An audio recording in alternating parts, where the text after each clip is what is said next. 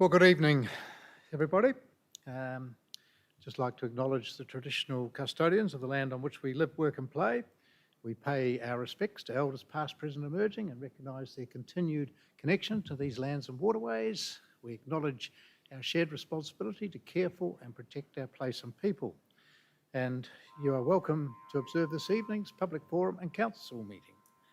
So the purpose of the public forum is during the public forum, only the administrative councillors, senior staff and invited speakers will be involved in discussion, and upon completion, the invited speakers will return to the public gallery.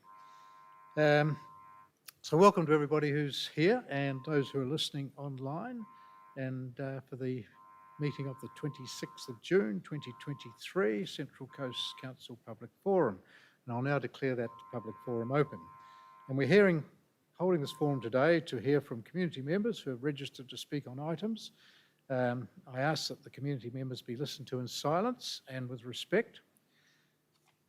And I would also need to remind the speaker, and indeed anyone here, that the forum is being webcast, and this means that your image and what you say will be broadcast live to the public, and it's also recorded. So please be mindful of what you say and avoid making statements that may defame or offend anybody. Council is not responsible for your actions.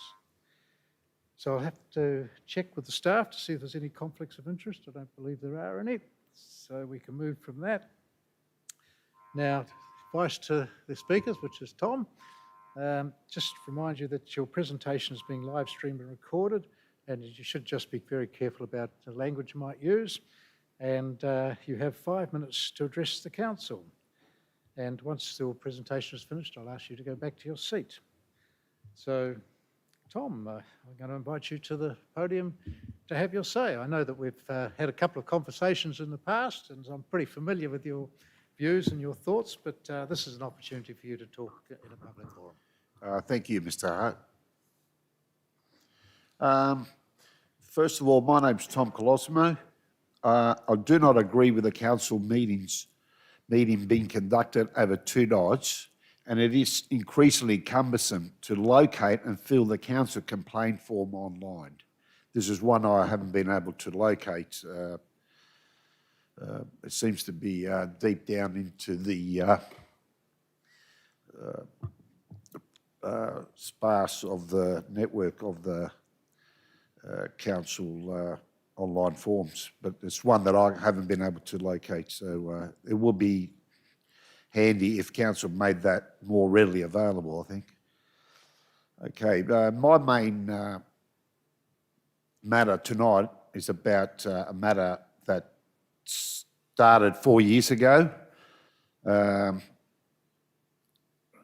trying to obtain answers regarding a matter which goes to the core of honesty, good governance and obeyance of law by council members, past and present. As you may be aware, a nearby neighbour of mine has flagrantly flouted the law by carrying out a major reconstruction under a fraudulent builder's permit number, as per council records.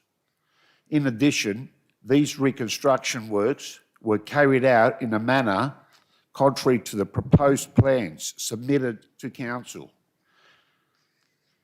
both in scope and asbestos safety protocols by this individual, yet there has been no evidence of any significant remedial action taken by council, despite it being made aware of the building works undertaken being different from those stipulated on the council-approved proposal.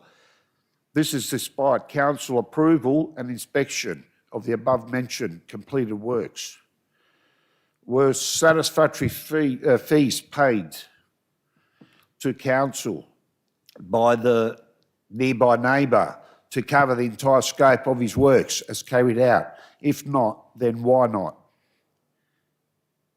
I have raised this matter with council on numerous prior occasions, but have received no explanation as to how this was allowed to happen. What remedial action has been or will be taken to prevent similar transgressions going forward, and what action is being taken, if any, to address the individuals directly involved in my matter who are still employed by Central Coast Council. Council and all associated investigations from outside have offered one, confirmation that they understand or accept what happened.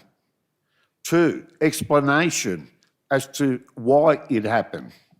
3, compensation, at least by way of apology, if not financially, for what happened. 4, actions to show council is serious about not allowing this to happen again. My outcome.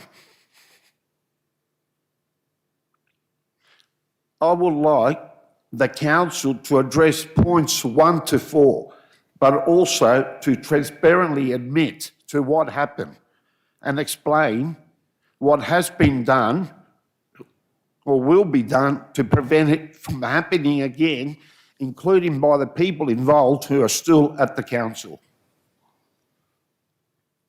Thank you. Thank you, Tom. I'm going to ask the Chief Executive, Mr. David Farmer, just to make a few comments. Sure.